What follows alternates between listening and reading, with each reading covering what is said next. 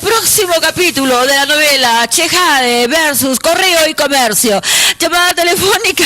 Hola, hola, buenas noches. Gracias por llamar. Adelante. Buenas noches, María del Carmen. Te habla Jorge Carrión desde Caracas.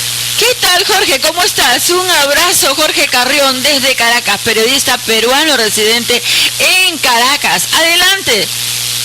Bueno, simplemente, escuchando un poco el panorama que siempre se presenta en tu programa a nivel de lo que significan las llamadas telefónicas de los oyentes, te cuento y les cuento a los que escuchan pues que desde fuera se presenta una imagen totalmente tal vez convulsionada en torno a lo que significa los que rodean al presidente Ollanta Humala en la actualidad.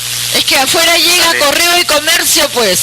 Afuera llegan los periodistas estos que antes comían bien rico del poder económico y como ahora ya no tienen, entonces tienen que hacer llegar las informaciones distorsionadas y da pena por nuestros compatriotas que están afuera. Yo entiendo. Adelante, querido Jorge. De todas formas, es interesante analizar el panorama. Recuerda que actualmente ya no es como se podía manipular antes, donde tú estabas supeditado solamente a un solo periódico. Ahora con internet tú tienes acceso directo al diario La Primera, absolutamente a todos los periódicos y sin pagar un centavo, ¿no? Simplemente acudiendo a un cyber. Y entonces no es tampoco directamente la influencia que pueda tener algún determinado sector, sino que el panorama de demandas pues está ahí, está dando vueltas, ¿no? Y esto no solamente le pasa al Perú, le pasa a Chile actualmente con sus problemas que tiene a nivel de los estudiantes que no dan tregua, por ejemplo, le pasa a Evo Morales con los indígenas que también no dan tregua, le pasa a los gringos, a los Estados Unidos, que actualmente en Wall Street, en Brooklyn, hay una marcha, la marcha de los indignados, ¿no? Le pasa a los europeos actualmente con una serie de demandas que por ahí todavía están silenciadas y continúa la especie de común denominador de este panorama de demandas que tenemos a nivel mundial, ¿no? Y ya hemos visto que bueno, Egipto tuvo que dimitir el señor Mubarak finalmente ante la protesta descomunal del pueblo egipcio. Y bueno, creo que paramos de contar porque son muchos los ejemplos. Entonces hay que tener cuidado a la hora de hacer este tipo de análisis, porque simplemente recién se está iniciando el régimen del presidente Ollanta, ¿no? Y bueno, estamos en un tiempo diferente, donde los sistemas, ya sean de tendencia izquierda o derecha, tienen que hilar fino, tienen que trabajar bien. Y para el caso peruano, que mejor que sea al principio de un régimen nuevo, ¿no? Que salga a flote esta serie de demandas, ¿no? Que le van a permitir de alguna manera al presidente peruano pues encontrar a sus verdaderos aliados, a sus verdaderos séquitos, que en algún momento pues lo van a llevar a un gobierno adecuado.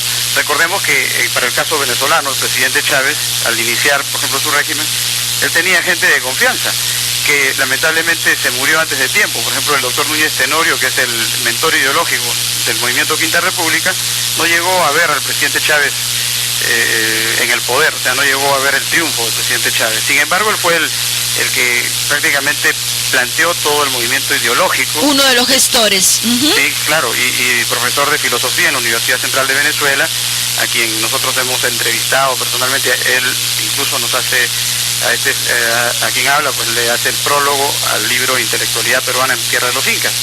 Y sabíamos de que él era prácticamente ya una pieza clave, probablemente uno de los ministros seguros que tenía el nuevo régimen del presidente Chávez. Lamentablemente él fallece, y al fallecer el doctor Núñez Tenorio, pues comienzan a aparecer una serie de personajes, y al final el hombre de confianza, uno de los primeros hombres de confianza del presidente Chávez fue el señor Luis Michelena, que al final, y seguramente ustedes han leído las noticias o saben un poco la historia, pues resultó el personaje clave para que en algún momento la derecha pues intentara hacer de las suyas al principio del gobierno del presidente Chávez en lo que significaba el planteamiento bolivariano. Y simplemente pues cuando ya pasó bastante tiempo, hizo desbarajustes, finalmente fue totalmente desterrado, salido del régimen, ¿no? El señor Luis Miguelena.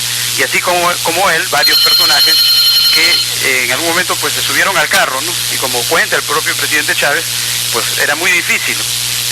No había experiencia de gobierno, no había experiencia tampoco de estos manejos malévolos que son los clásicos de la política. Exacto. Y había que aprender, ¿no? Exacto. Y había que confiar en alguien porque había que empezar a gobernar. Jorge, yo creo que yo te invito, para el caso peruano, sí, yo te invito, comparando al presidente Ollanta con el presidente Chávez, pero para el caso peruano hay que entender este tipo de situaciones para de alguna manera pues tampoco ir a abogar por algún determinado señor Chejade o quien sea. Creo que pueden tener algunas situaciones que hay que investigar y que se acabó, ¿no? Simplemente, bueno, que para eso existe la justicia, para eso existen los poderes que están muy bien clasificados y que creo que el señor Chejade no necesita de nadie que abogue por él, ni tampoco de nadie que lo condene, ¿no? Por supuesto. Los poderes están para que se activen. Así Lamentablemente en el Perú hay problemas en esos niveles, ¿no? Exacto. Jorge Carrión, el día de mañana, por favor, pudieras estar en el programa para poderte comunicar en los primeros minutos, para que nos cuentes un poco acerca de Venezuela, muy interesante, los datos y los hechos que nos has dado el día de hoy, porque ya vamos a terminar el programa. Ok, está bien, perfecto. Entonces, creo que esa es la mejor recomendación que les puedo hacer sobre Perfecto. este caso. De acuerdo. A ver si estamos en contacto nuevamente. Okay, un abrazo. María del Carmen. Bien, gracias. Bien, amigos, ustedes han escuchado, aquí pues hay intereses subalternos. Hay personas que meten puñaladitas. Yo no he estado de acuerdo con que este señor Espinosa sea pues el comandante general de la policía, pero bueno, el edecán de García, en fin, se va a tener que hacer las cosas de una forma más, digamos, dejar de lado el corazoncito, ¿no es cierto? El decir, bueno, yo no quiero hacerte daño, etcétera. Se tiene que cambiar. Señor Nicolás Lerner, señor Lerner, ¿sí? Por favor, la gente que gobernó junto o la gente que trabajó en el gobierno de Alan García Pérez con su socio Fujimori deben irse afuera, deben salir. Es gente que está poniendo zancadilla, es gente que, como a la ministra, han tratado de moverle el piso gracias a la población que tiene la confianza y conoce que es una mujer proba, que es una mujer limpia, honesta, intachable.